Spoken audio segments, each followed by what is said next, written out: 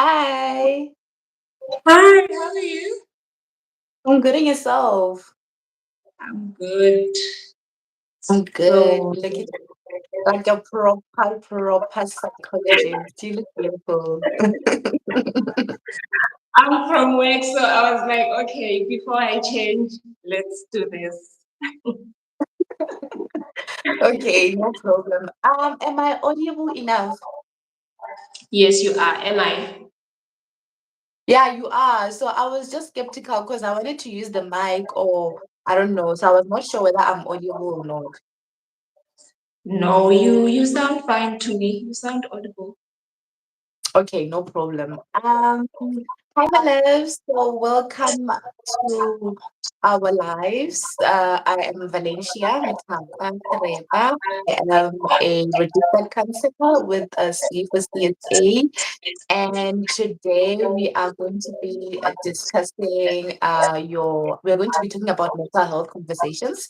So before we deep dive into the topic, I would like our special guest to introduce herself first, and then we can go straight to it. Over to you. Okay. Thank you so much for the invitation. It's a great honor to be here, part of the community. As you've already mentioned in the poster, so yes, my name is Martha Mwari. I'm an intern counseling psychologist at the University of Fort Hare. Yes, there you go, guys. You have it. She is an intern psychologist, so we have invited her today so that she can share her expertise within balancing through motherhood, career, and leadership roles. So I did like write all the questions that I want to ask her. I do have them here, but before that, I would just love to like say something like about your balancing life between motherhood, career, and leadership roles. So in today's life, it's very difficult for a lot of mothers like me personally to actually balance within the space of being a mother, duties of a wife. You are a career woman as well, so it's very difficult for us to balance a life between that. So we also forget to take care of ourselves. Like we don't do self-care, we neglect ourselves in that aspect. So Mother today will be sharing with us on how we can best have strategies or balance between like everything. So the topic is the balancing mental health, self-care as women navigating the demands of career, motherhood, and leadership roles. So before that, we would like Mother to actually explain to us what is mental health and the importance of mental health to her. Okay. So there are various definitions of mental health, but I think one that I like is the World Health Organization definition. It's um, mental health is how people feel and think about themselves, their lives, and their impact on how they handle and cope with life stresses. So I think it's very important to have a healthy mental health. It's important as it is important for you to be physically healthy. You know, they are equally important.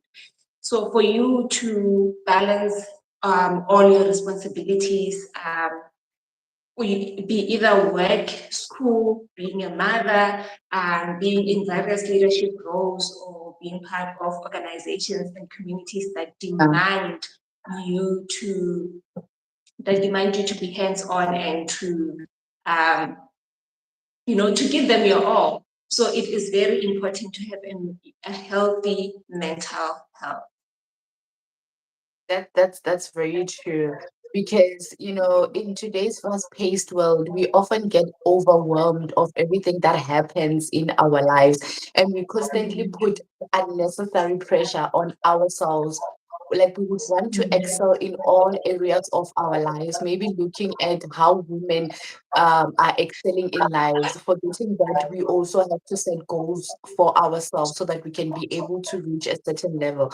We can't just wake up and then excellent or excel in every aspect of your life, because that will automatically cause stress, or yeah, it will automatically cause stress in your life. So yeah, thank you so much for sharing that. So how do you prioritize self-care amidst the constant demands of work, family life? You can just share your personal experience in terms of that.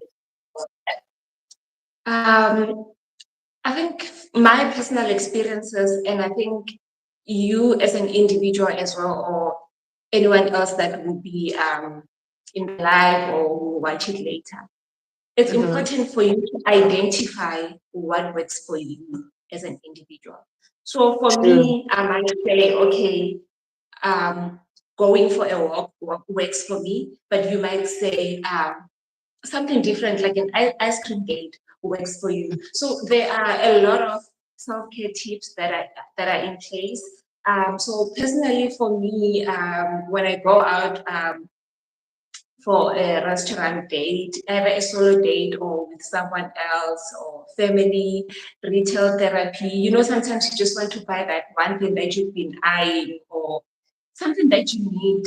You see. So I think for me, that is part of my self-care routine, listening to podcasts. I've gotten into this thing of listening to wellness podcasts nowadays. Sometimes I Yeah. just lay on the bed and listen to a podcast, or I would listen to a podcast on my way to work. And that for me, it gets me into the, like, where it prepares me for the day ahead. And also just sitting in silence. Someone may prefer meditation. For me, I prefer to just sit in silence. This is something that I've recently been trying out.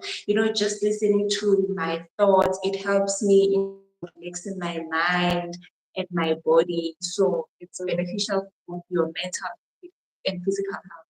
It reduces stress levels as well. And you see just how important it is to take some time off the screen before bedtime. So I would Yeah. use that time maybe like 30 minutes before I actually put myself to sleep, and just sit in silence and just distress from the day, uh, yeah, and the demands of the day, like just how the day went, and just to try to make sense of everything. So it Yeah. is very important, and I think it enhances your focus and your awareness of self. Mm. Also, it can boost your spiritual connection as well. And also psychotherapy has been very helpful for me. Um, I don't exercise. I am not gonna lie about that. But for some people, Okay. exercise works. Yes, and I know you Okay. do gym. Yes. Yeah. It does So help me a lot. yes. For some people, it's adventure. For some people, it's just a walk in nature. I do walks as well. So a walk by the beach or just a walk at the gym. So it's been very helpful for me.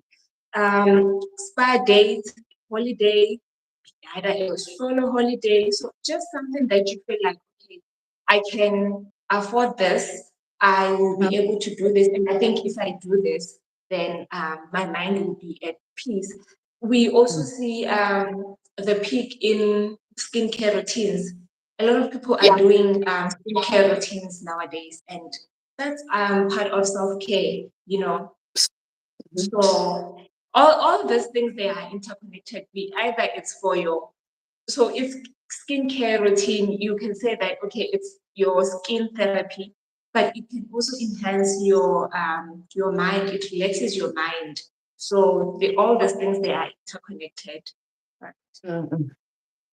Yeah. Yeah, that's beautiful. And what you have to add on what you have just said, people will take uh, everything that you say very granted, like your spa days, taking a walk at the beach or wherever. It doesn't have to be necessarily the beach, just taking a walk Yeah. or just relaxing or watching podcasts like you have mentioned. it really helps a lot. Like people would take it for granted that man, that will take whatever the stress that I'm experiencing off my mind. But then it really does help. I personally schedule time for such activities. I do gym, as you have mentioned already. I do relax when I do have time. I take walks a lot, and if I do have time, I also do read books as well. It relaxes my mind while and also, since though I do have a YouTube channel, I do vlog these days as well. Vlogging also it helps me forget about the real things that are happening in my life. It makes me forget about the the things that I'm experiencing. So it really balances in my life. So yeah, thank you so much for sharing that. And the next question will be like, can you share any strategies or routines that help you maintain mental being or can help like us? I'm not sure about the question. You were breaking. Uh, can you share any strategies or routines that help you maintain your mental health being or your mental well-being? Okay, so yeah, like I've said, walks, therapy, which is psychotherapy, um, dates, going out. So Mm-mm. that for me, yeah, that for me has been it has been very beneficial. And Okay, no problem. And also for women that juggle between work, being mothers, being wives, being leaders and everything, it's very important for them to take a break when it's needed. Sometimes you just need to like pause a little bit, put everything and just forget about the day and just focus on yourself and take care of yourself just for that day so that you can be able to breathe and then you can attempt tomorrow. It's okay to like just relax. It's okay to leave everything and then you'll come back tomorrow because sometimes personally I would be doing some stuff, maybe like working or whatever, schoolwork doesn't have like anything. Then my mind will overheat. I'll immediately leave everything because if I continue I won't do anything. It won't be perfect. Everything would be just a mess. So I can leave everything and then I'll attempt everything tomorrow. So it's very important to like set boundaries in your life when it comes to like your mental health. true, true. That is true because you know you cannot pour from an empty cup. You get what I'm Mhm. saying. So you also need Yeah. your time to recharge so that you can come back and be a mother to your kids. You know, Hmm. Yeah. yeah, That's and it. perform your motherly duties to the best of your abilities. Mm-mm. Okay. So, Yeah. what roles does your support play, like your support system play in helping you manage stress and avoid burnout? Like the support system structure. Mm. It's very important. Yeah, thank you for that question. It's very important to have a support system and for them to actually help you in terms of managing your stress or to avoid stress now leading to burnout. So, you know, things like sharing chores in the house, they go a long way. We may Yeah. overlook that, but it goes a long way. You know, things like giving you space when it's needed, it also goes a long way because sometimes you're tired, you're from work, and then there are so many demands. Um, you had a long day. So just your support structure giving you that space for you to just reconnect and rest a bit. It definitely goes a long way. So you see, when we speak Yeah. about burnout, we speak about the physical and mental exhaustion, the constant feeling of dread, like you feel worn out due to these daily stressors, be it work, school, right? So it indicates that you've been putting in work, much work without rest. And when you're Yeah. experiencing this symptoms, that means your body is now signaling rest that, okay, I'm tired now. I can't go any further than this. I need to rest. So your loved ones can help you in terms of ensuring that, okay, after a hectic day at work, you get home to a healthy meal. you know, you you exercise. If you're a person who exercises, they make sure that you take your water. Also, affirmations from your loved ones are very important, because hearing someone affirm you, like, it's very important, because it then encourages you to keep going even if it's hard amidst these life challenges. So just by holding a safe space for you to be vulnerable and not feel judged or dismissed, Thank your you. loved Thank you ones for your loved that. ones yeah, they can be Yeah. supportive in that sense. That's important. You did mention that we overlook that. Like the last part when you said it's important for someone to actually tell you all those positive things. It's important for your loved ones or your close circle, including like be it your parents, mother, friends, your partner, to echo positive words or mindset. It's important because it fuels you up, so that's important. And a lot of people will like, ah, no, I don't need anyone to tell me 1, 2, 3, 4, I can do this by myself. No, you're lying to yourself. You really need people in your life. You need people echoing positive mindset so that you can be able to fuel up as well. So that's very important. Thank you for that. Yeah, but Yeah. that form of support, it's very important. Exactly. So like you get to have emotional support in all aspect of your life. Yes. Okay. So how can one handle the guilt that often comes with trying to balance professional and personal life? Mm. Yeah, and we see this very often. Sometimes you feel guilty when you do something that is not related to work. I mean, you have work piling, or if you're a student, you have a lot of assignments, but you choose to prioritize rest, or you try to strike that balance, and you feel like, okay, Mm, slacking here, and also coming to terms with the fact that okay, it's not selfish. It yeah. will allow you to be compassionate towards yourself. Mm, Is very important, because the minute you are compassionate towards yourself, then that means you're going to recognize when to rest, when your body needs to rest, when to take a mm, break, so that you can fuel your mind and your body to get back to being your productive self. So yeah. it's very important to schedule personal responsibilities in as much as you schedule your work responsibilities. And Yeah. so that you can find a balance between the two.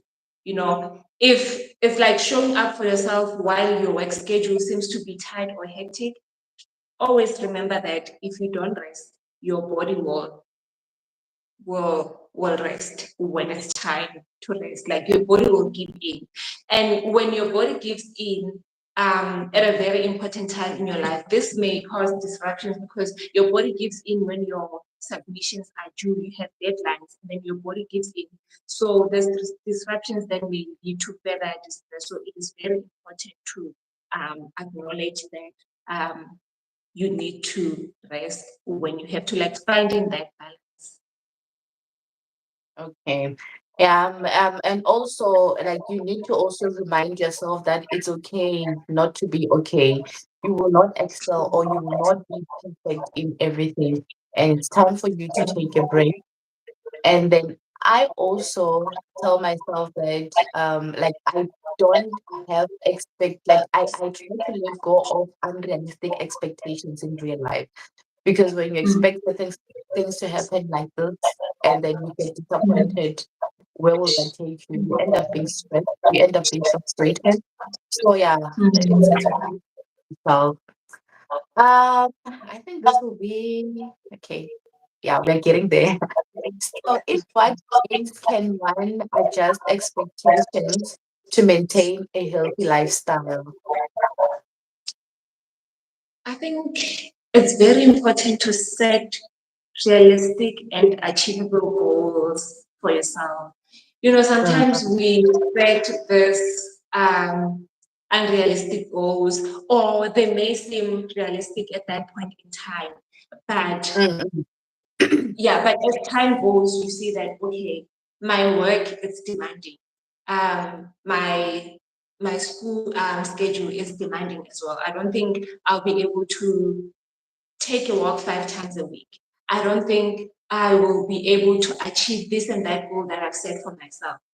Even if it's financial, you maybe you had planned to save this and that amount, but there are other important demands that are demanding financial finances, so you need to, you know, attend to that.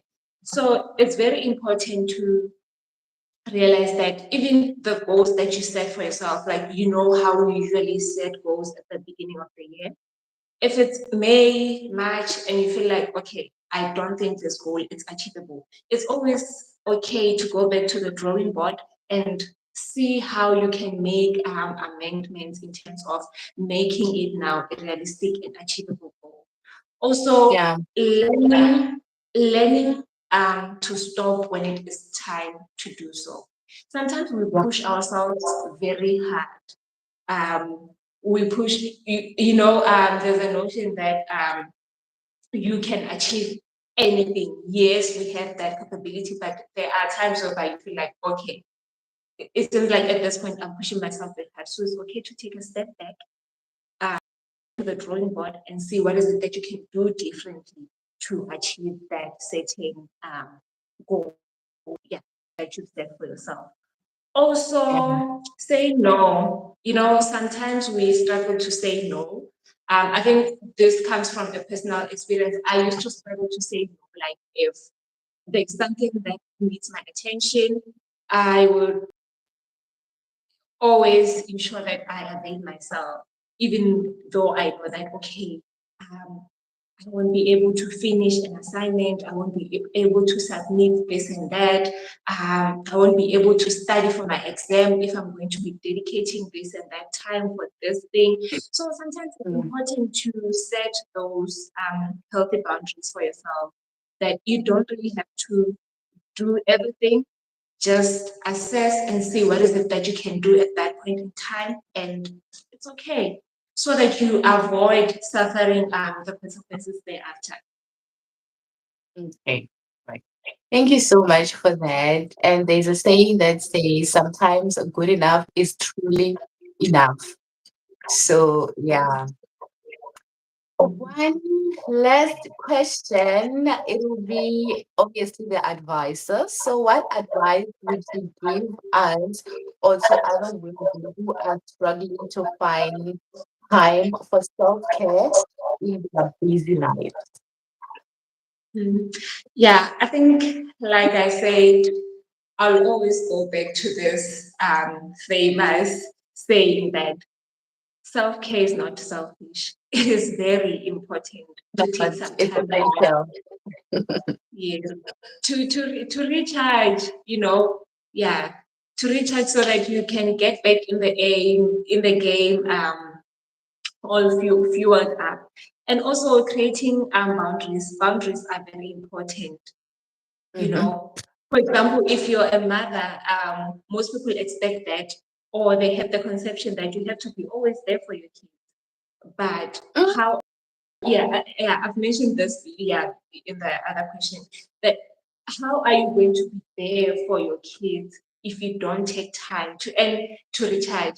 I mean, I don't have kids of my own, but there are kids at home. I am an aunt, so you can see how draining that can be for one.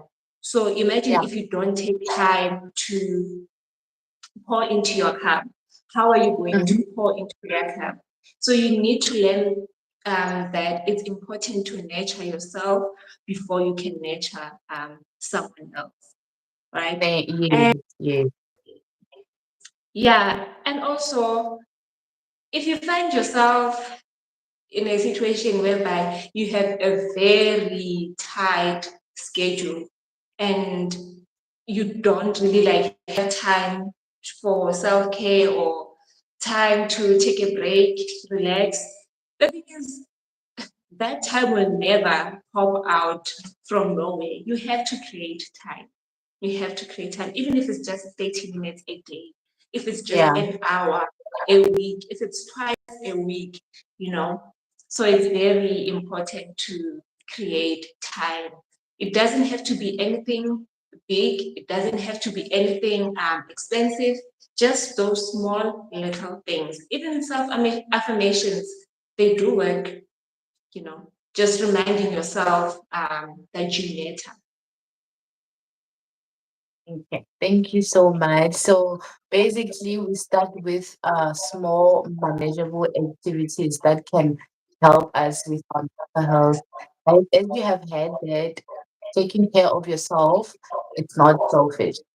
You need to take care of yourself at all costs. Before you can take care of someone else, you need to take care of yourself first.